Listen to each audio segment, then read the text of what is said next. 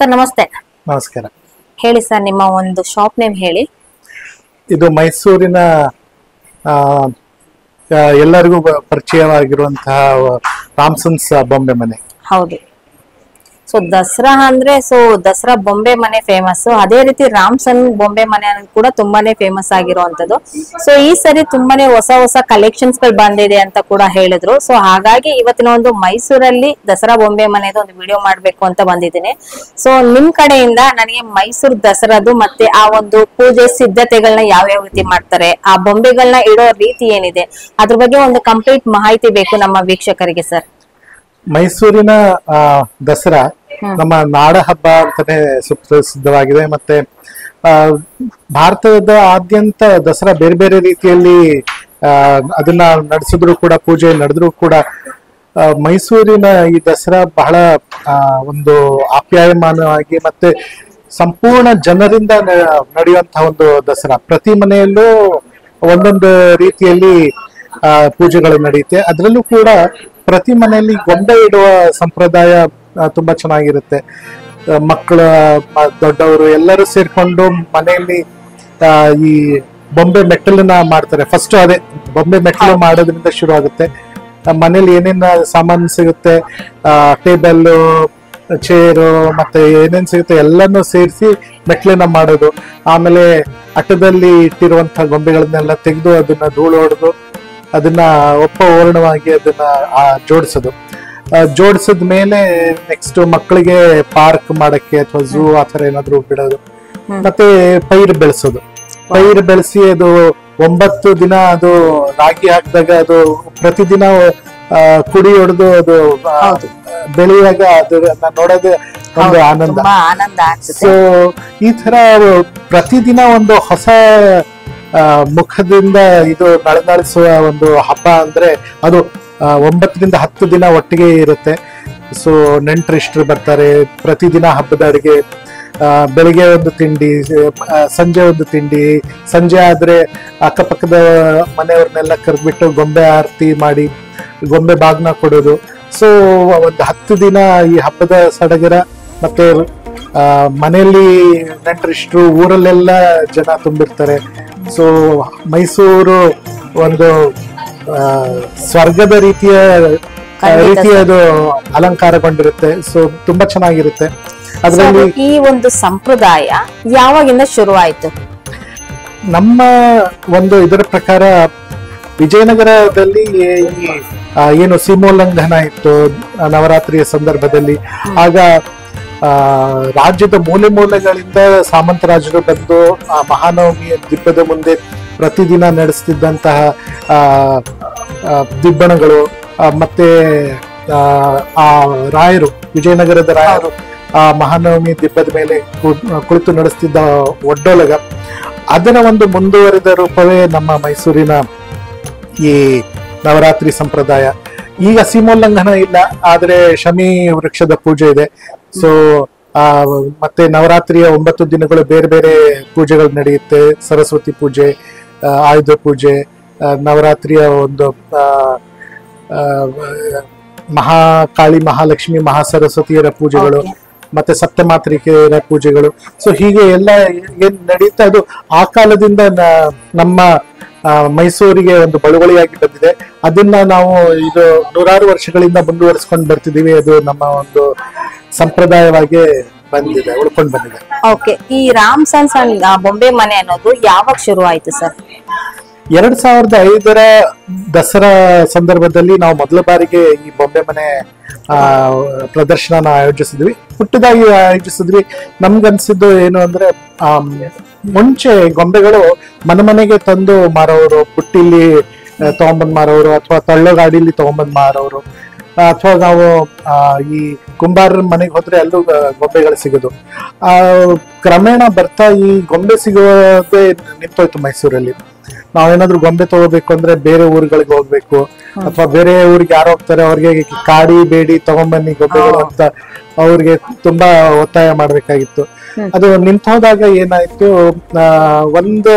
ಒಂದೆರಡು ಸಲ ಯೋಚನೆ ಮಾಡಿದ್ವಿ ನಾವು, ಯಾತಕ್ಕೆ ಇದನ್ನ ಮೈಸೂರಲ್ಲಿ ಸಿಗೋ ತರ ಮಾಡಬಾರ್ದು ಅಂತ. ಸೊ ಕಾಶಿಲಿ ಹೋದಾಗ ಬೇರೆ ಬೇರೆ ಊರು ಹೋದಾಗ ಅಲ್ಲಿ ಗೊಂಬೆಗಳು ಸಿಗೋದು. ಸೊ ಅದನ್ನ ತಂದು ಒಂದು ಪುಟ್ಟದಾಗಿ ನಾವು 2005ರಲ್ಲಿ ಮೊದಲ ಬಾರಿಗೆ ಬೊಂಬೆ ಮನೆ ಆಯೋಜಿಸಿದ್ವಿ. ಆ ಒಂದು ರೆಸ್ಪಾನ್ಸ್ ಟ್ರೆಮೆಂಡಸ್ ಆಗಿತ್ತು. ನಮ್ಮ ಅಂಗಡಿ ಎದುರುಗಡೆ ಆಲ್ಮೋಸ್ಟ್ ಒಂದು ಮೈಲಿ ಜನ ನಿಂತು ಕಾದು ನಿಂತು ಬಂದು ನೋಡಿದ್ರು. ಸೊ ತುಂಬಾನೇ ಒಂದು 2-3 ವರ್ಷ ಹಾಗೆ ನಡೀತು. ಆಮೇಲೆ ನಾವು ಅದನ್ನ ಸ್ವಲ್ಪ ವಿಸ್ತಾರ ಮಾಡಿ ಅದನ್ನ ಒಂದು ಆರ್ಗನೈಸ್ಡ್ ರೀತಿಯಾಗಿ ಮಾಡಿ ಆಮೇಲೆ ಅದನ್ನ ಶಿಫ್ಟ್ ಮಾಡಿ ಹೊಸ ಜಾಗಕ್ಕೆ ತಂದು 4 ಮಹಡಿಯ ಒಂದು ಕಟ್ಟಡದಲ್ಲಿ ಈಗ ಮಾಡ್ತಾ ಇದೀವಿ. ಸವಿಸ್ತಾರವಾಗಿ ಬೆಳೆದಿದೆ, ಮತ್ತೆ ಜನನು ಬಂದು ತಗೊಳಕ್ಕೆ ಮಾಡಕ್ಕೆ ತುಂಬಾ ಈಸಿ ಆಗಿದೆ. ಮತ್ತೆ ಬೇರೆ ಬೇರೆ ಕಡೆಯಿಂದ ತರಿಸ್ತೀವಿ, ಒಂದು 12 ರಾಜ್ಯಗಳಿಂದ ಗೊಂಬೆಗಳು ತರಿಸ್ತೀವಿ. ಒಂದೇ ಸೂರಿನಡಿ ನಮ್ಮ ಭಾರತದ ಬೇರೆ ಬೇರೆ ಪ್ರಾಂತ್ಯದ ಬೇರೆ ಬೇರೆ ರೀತಿಯ ಗೊಂಬೆಗಳು ಒಂದೇ ಸೂರಿನಡಿ ಸಿಗುವಂತ ಒಂದೇ ಒಂದು ಗೊಂಬೆಯ ಮಳಿಗೆ ಅಂದ್ರೆ ರಾಮ್ಸನ್ಸ್. ಹೌದು. ಸೊ ಈ ಪ್ರದರ್ಶನ ಬರೀ ದಸರಾ ಟೈಮಲ್ಲಿ ಮಾತ್ರ ಇರತ್ತಾ? ಸೊ ಬೇರೆ ಟೈಮಲ್ಲೂ ಕೂಡ ಇರಬಹುದಾ ಈ ಒಂದು ಆರ್ಗನೈಸ್ ಮಾಡೋದು? ಮೊದಲ 10 ವರ್ಷ ನಾವು ಹಂಗೆ ಮಾಡ್ತಿದ್ವಿ. ನಾವೇನ್ ಮಾಡ್ತಿದ್ವಿ ಅಂದ್ರೆ ದಸರಾ ಒಂದು ವಾರಕ್ಕೆ ಮುಂಚೆ ಶುರು ಮಾಡಿ ದಸರಾ ಮುಗಿದ 2-3 ದಿನದಲ್ಲಿ ನಿಲ್ಲಿಸ್ಬಿಡ್ತಿದ್ವಿ. ಆಮೇಲೆ ದೀಪದ ಒಂದು ಎಕ್ಸಿಬಿಷನ್ ಮಾಡ್ತಾ ಇದ್ವಿ. ಆದ್ರೆ ಬರ್ತಾ ಜನ ಹೇಗೆ ರೆಸ್ಪಾಂಡ್ ಮಾಡ್ತಿದ್ರು ಅಂದ್ರೆ ದಸರಾ ಮುಗಿದ ಮೇಲೂ ಬಹಳಷ್ಟು ಜನ ಗೊಂಬೆ ತಗೊಳಕ್ ಬರೋರು, ಈ ಸ್ಪೆಷಲ್ ಡಿಸ್ಪ್ಲೇ ನೋಡಕ್ಕೆ ಅಂತಾನೆ ಜನ ಬರೋರು. ಸೊ ಅದಕ್ಕಾಗಿ ನಾವು ಅದನ್ನ ಎಕ್ಸ್ಟೆಂಡ್ ಮಾಡ್ತಾ ಈಗ ವರ್ಷ ಪೂರ್ತಿ ಈ ಗೊಂಬೆ ಮನೆ ಇರುತ್ತೆ. ಯಾವಾಗ ಬೇಕಾದ್ರೂ ಬಂದು ನೋಡ್ಬೋದು. ಭಾನುವಾರ ಕೂಡ ಓಪನ್ ಇರುತ್ತೆ. ಸೊ ಬೆಳಿಗ್ಗೆ 10ರಿಂದ ಸಂಜೆ 7 ಗಂಟೆ ತನಕ ವರ್ಷ ಪೂರ್ತಿ ಓಪನ್ ಇರುತ್ತೆ. ಸೊ ನಿಮ್ಮ ಹತ್ರ ಬೊಂಬೆಗಳಂದ್ರೆ ಯಾವ್ಯಾವ ರೀತಿಯಾದ ಇರಬಹುದು? ಅಂದ್ರೆ ಇವಾಗ ಒಂದು ಪೇಪರ್ಸ್ ಗಳಲ್ಲಿ ಬರುತ್ತೆ, ಮೆಶಲ್ ಬರುತ್ತೆ, ಇನ್ನು ಯಾವ್ಯಾವ ರೀತಿ ನಿಮ್ಮ ಹತ್ರ ಸಿಗಬಹುದು ಸರ್? ಸಾಂಪ್ರದಾಯಿಕವಾಗಿ ಬೊಂಬೆ ಹಬ್ಬಕ್ಕೆ ಮಣ್ಣಿನ ಗೊಂಬೆಗಳು ಯಾವಾಗ್ಲೂ ಪ್ರಿಫರ್ ಮಾಡ್ತಾರೆ. ಮತ್ತೆ ನಮ್ಮ ಹತ್ರ ಇರೋಂಥ ಗೊಂಬೆಗಳು ತುಂಬಾ ಜಾಸ್ತಿ ಮಣ್ಣಿನ ಗೊಂಬೆಗಳೇ. ಸಾಂಪ್ರದಾಯಿಕವಾಗಿ ದಶಾವತಾರ, ಅಷ್ಟಲಕ್ಷ್ಮಿ, ರಾಮಾಯಣ, ಮಹಾಭಾರತ, ಭಾಗವತದ ಗೊಂಬೆಗಳು ಅದಲ್ಲದೆ ಪೇಪರ್ ಮೆಶಲ್ ಮಾಡಿರುವಂತ ಗೊಂಬೆ, ವುಡ್ ಮರದಲ್ಲಿ ಬಟ್ಟೆನಲ್ಲಿ ಮಾಡಿರುವಂತ ಗೊಂಬೆ. ಸೊ ಈ ತರ ಬೇರೆ ಬೇರೆ ಹೊಸ ರೀತಿಯ ಪಿಂಗಾಣಿ ಗೊಂಬೆಗಳು, ಪ್ಲಾಸ್ಟರ್ ಆಫ್ ಪ್ಯಾರಿಸ್ ಗೊಂಬೆಗಳು, ಎಲ್ಲ ರೀತಿಯ ಗೊಂಬೆಗಳು ನಮ್ಮ ಹತ್ರ ಸಿಗುತ್ತೆ. ಮತ್ತೆ ನಾನು ಹೇಳ್ದಂಗೆ ಯಾವುದೇ ಕೈಯಲ್ಲಿ ಮಾಡಿರುವಂತಹ ಹಸ್ತಕಲೆಯ ಗೊಂಬೆ ಯಾವುದೇ ಇದ್ರು, ನಮ್ಮ ದೇಶದ ಯಾವುದೇ ಮೂಲೆಯಲ್ಲಿ ಮಾಡಿದ್ರು ಅದನ್ನ ನಾವು ಇಲ್ಲಿ ತಗೊಂಡ್ಬಂದು ಮಾರ್ಬೇಕು ಅಂತ ನಮ್ಗೆ ಒಂದು ಇಷ್ಟ. ಮತ್ತೆ ಎಲ್ಲಾನು ಮೈಸೂರಿಗರಿಗೆ ಸಿಗ್ಬೇಕು ಅಂತ ನಮ್ಮ ಒಂದು ಆಶಯ. ಸರ್, ಹಾಗೆ ಈ ಒಂದು ಸಂಪ್ರದಾಯನ ಹೊಸದಾಗಿ ಶುರು ಮಾಡೋರಿಗೆ ನೀವು ಯಾವ ರೀತಿ ಒಂದು ಸಂಪ್ರದಾಯನ ಶುರು ಮಾಡಬಹುದು, ಆ ಪದ್ಧತಿ ಅದನ್ನ ಯಾವ ರೀತಿ ಮಾಡಬಹುದು ಅನ್ನೋದ್ರ ಬಗ್ಗೆ ತಿಳಿಸ್ಕೊಡಿ ಸರ್. ಒಂದು ಈ ಪದ್ಧತಿ ಹಿನ್ನೆಲೆ ಏನು ಅಂತ ಹೇಳಿದ್ರೆ, ನವರಾತ್ರಿ ಸಂದರ್ಭದಲ್ಲಿ ಮಹಾರಾಜರು 10 ದಿನ ಚಿನ್ನದ ಸಿಂಹಾಸನದ ಮೇಲೆ ಕುಳಿತುಕೊಂಡು ಅವರು ದಸರಾ ಒಡ್ಡೋಲಗ ಆಚರಿಸ್ತಾರೆ. ಸೊ ನಮ್ಮ ಜನರ ಪ್ರೀತಿ ಏನು ಅಂತ ಹೇಳಿದ್ರೆ, ನಮ್ಮ ಮನೆಗೂ ಅದೇ ಸಂದರ್ಭದಲ್ಲಿ ಮಹಾರಾಜರು ಬಂದ್ರೆ ಅವ್ರಿಗೆ ಸತ್ಕಾರ ಎಲ್ಲ ಮಾಡ್ಬೇಕು ಅಂತ ಇಷ್ಟಪಡ್ತಾರೆ. ಬಟ್ ಎಲ್ಲ ಅವರು ಅರಮನೆ ಹೊರಗಡೆನೆ ಹೋಗಕ್ಕಾಗಲ್ಲ. ಆದ್ರಿಂದ ಅವರ ಒಂದು ರೆಪ್ರೆಸೆಂಟೇಟಿವ್ ಆಗಿ ಮರದ ಪಟ್ಟದ ಗೊಂಬೆ ರಾಜ ರಾಣಿಯರನ್ನ ಆ ಮರದ ಮೆಟ್ಟಿಲಿನ ಮೇಲಿಟ್ಟು, ಆ ಮರದ ಮೆಟ್ಟಿಲನ್ನೇ ನಾವು ಬಂಗಾರದ ಸಿಂಹಾಸನ ಅಂತ ತಿಳಿದುಕೊಂಡು ಅದರ ಮೇಲ ಭಾಗದಲ್ಲಿ 3, 5, 7 ಅಥವಾ 9 ಮೆಟ್ಟಿಲುಗಳು, ಅದರ ಎತ್ತರದ ಒಂದು ಮೆಟ್ಟಿಲಿನಲ್ಲಿ ರಾಜ ರಾಣಿಯರನ್ನ ಕೂಡಿಸಿ, ಮತ್ತೆ ಬೇರೆ ಬೇರೆ ಮನೆಯಲ್ಲಿರುವಂತಹ ಯಾವುದೇ ಗೊಂಬೆಗಳಾಗ್ಲಿ ಆಗ್ಲಿ, ಟೆಡಿ ಬೇರು ಕೂಡ ಇಡ್ಬೋದು, ನೀವು ಕ್ರಿಸ್ಮಸ್ ಕ್ರಿಬ್ ಸೆಟ್ ಇರ್ಬೋದು, anything. It is a very secular kind of celebration. So ನಿಮ್ಮ ಮನೆಯಲ್ಲಿರುವಂತಹ ಎಲ್ಲ ಆಟಿಕೆಗಳನ್ನು ಇಟ್ಟು ಅದು ಗೊಂಬೆ ರಾಜನ ಗೊಂಬೆ ಪ್ರಜೆಗಳು ಅಂತ. ಸೊ ಆ ರೀತಿ ಅದನ್ನ ನಾವು ಇಟ್ಟು ಪೂಜೆ ಮಾಡೋದು. ಏನಾದ್ರೂ ಪೂಜೆ ಮಾಡುವಂತ ಸಂಪ್ರದಾಯ ನಿಮ್ಗೆ ಬೇಕು ಅಂತ ಹೇಳಿದ್ರೆ ಅಲ್ಲಿ ಮುಂದೆ ಒಂದು ಕಲಶ ಇಟ್ಟು, ಆ ಕಲಶವನ್ನು ದೇವಿಯ ಒಂದು ಸ್ವರೂಪ ಎಂದು ತಿಳಿದು ಪ್ರತಿ ದಿನ ಬೆಳಿಗ್ಗೆ ಒಂದ್ಸಲ ಸಂಜೆ ಒಂದ್ಸಲ ಅದಕ್ಕೆ ಪೂಜೆ ಮಾಡಿ ನೈವೇದ್ಯ ಮಾಡಿ ಅದನ್ನ ನೀವು ಮಾಡಬಹುದು.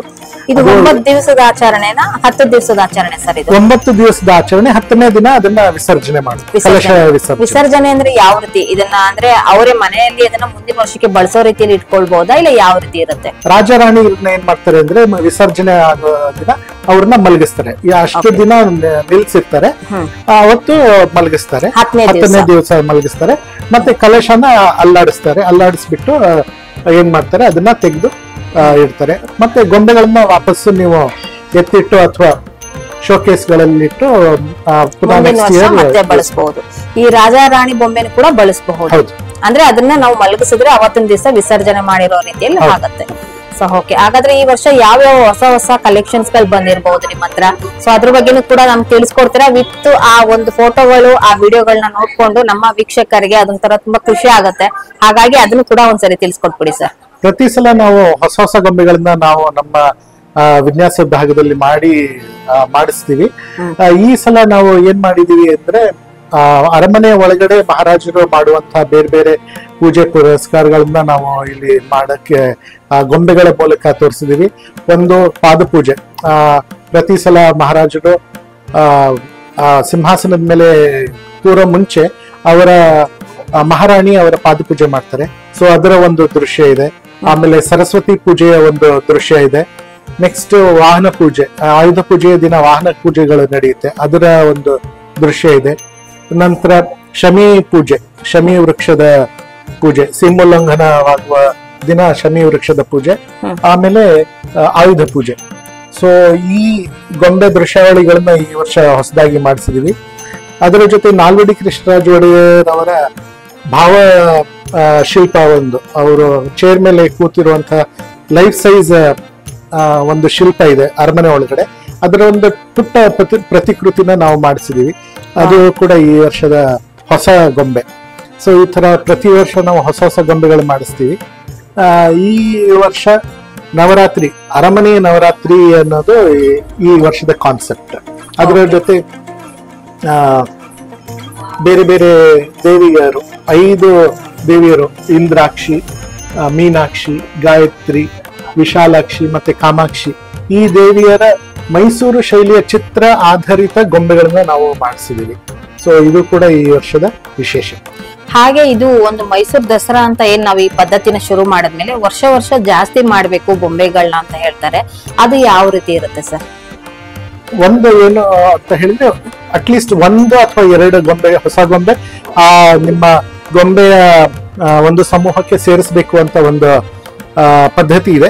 ಅದು ನಿಮ್ಗೆ ಇಷ್ಟ ಆದ್ರೆ ಅದನ್ನ ಮುಂದುವರಿಸಬಹುದು, ಇಲ್ಲದ್ರೆ ನೀವು ಇರುವಂತಹ ಗೊಂಬೆಗಳಿಗೆ ಅದರಲ್ಲೇ ಮುಂದುವರಿಸಬಹುದು. ಇಲ್ಲದ್ರೆ ನೀವೇ ಕೈಯಾರ ಗೊಂಬೆ ಮಾಡ್ತೀನಿ ಅಂತ ಹೇಳಿದ್ರೆ ಅದನ್ನು ಸೇರಿಸಬಹುದು. ಒಂದು ಏನು ಅಂದ್ರೆ ನಮ್ಮ ಈ ಖುಷಿ ಕೊಡುವಂತ ಸಂಪ್ರದಾಯ ವೃದ್ಧಿಸ್ಲಿ ಅನ್ನೋ ಒಂದು ಹಿನ್ನೆಲೆ ಅಷ್ಟೇ. ಸೊ ಅದನ್ನ ನಾವು ನೋಡಕ್ ಹೋದಾಗ, ಅದನ್ನ ಖರೀದಿಸಕ್ ಹೋದಾಗ ಅದರ ಹಿಂದಿನ ಕೆಲಸ ಮತ್ತೆ ಆ ಕೆಲಸಗಾರರಿಗೆ ನಾವು ನೀಡುವ ಒಂದು ಗೌರವನೇ ಇದೆ. ಅದಷ್ಟೇ ಅಲ್ಲದೆ ಮತ್ತೇನು ಇಲ್ಲ ಇದ್ರೆ. ಓಕೆ, ಇದು ಇಷ್ಟೇ ವರ್ಷ ಮಾಡ್ಬೇಕು ಅಂತ ಏನಾದ್ರು ಸಂಪ್ರದಾಯ ಇದೆಯಾ ಸರ್? ಈ ಪದ್ಧತಿ ಇದೆಯಾ? ಏನು ಇಲ್ಲ, ಹಂಗೇನಿಲ್ಲ. ಎಷ್ಟು ವರ್ಷ ಬೇಕಾದ್ರೂ ಮಾಡ್ಬೋದು. ಮತ್ತೆ ಕೆಲವು ಸಲ ನಮ್ಗೆ ಏನೋ ಕೆಲಸದ ಒತ್ತಡ ಮಾಡಕ್ಕಾಗ್ಲಿಲ್ಲ ಅಂತ ಹೇಳಿದ್ರೆ ಎಲ್ಲಾನು ಪುನಃ ಮಾಡೋದೇನ್ ಬೇಕಾಗಿಲ್ಲ. ಬರೀ ರಾಜ ರಾಣಿಯನ್ನ ದೇವರ ಮನೆಯಲ್ಲಿ ಇಟ್ಟು ಆಗ ಅದನ್ನ ಪೂಜೆ ಕೂಡ ಮಾಡಬಹುದು. ಇಲ್ಲಂದ್ರೆ ಸುಮ್ನೆ ಶೋಕೇಸ್ ಅಲ್ಲಿ ಇಟ್ಟು ಅದನ್ನೇ ನೋಡಿ ಒಂದು ಆ ವರ್ಷದ ಆಚರಣೆ ಅಂತ ಕೂಡ ನಾವು ಮಾಡಬಹುದಾ? ಸೊ ಖಂಡಿತ thank you so much sir. ಇಷ್ಟೊತ್ತರೆಗೂ ಕೂಡ ನಿಮ್ಮ ಒಂದು ಮೈಸೂರು ದಸರಾ ಮತ್ತೆ ಬೊಂಬೆ ಮನೆಯ ಒಂದು ವಿಶೇಷತೆ, ಈ ಪದ್ಧತಿನ ನೀವು ತಿಳಿಸ್ಕೊಟ್ಟಿದ್ದಕ್ಕೆ thank you so much sir. ಇಷ್ಟೊತ್ತರೆಗೂ ಕೂಡ ನಿಮ್ಮ ಒಂದು ಟೈಮ್ ಕೊಟ್ಟಿಗೆ thank you so much. Thank you.